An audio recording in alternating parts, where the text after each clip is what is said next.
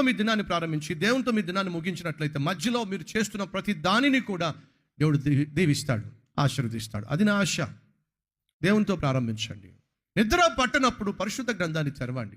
నిద్ర పట్టనప్పుడు పరిశుద్ధ గ్రంథానికి సంబంధించిన పుస్తకాలు తెరవండి. ఒక అన్యుడైన రాజే పనికొచ్చే సమాచారం ఇచ్చేటటువంటి గ్రంథాన్ని తెరిచాడు, కానీ పిచ్చి పనులు చేయలా.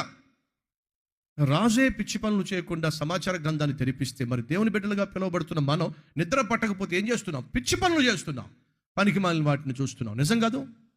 సరి చేసుకుంటే మంచిది. గ్రంథములు తెప్పించాడు, చదువుతున్న వాళ్ళు చదువుతున్నారు.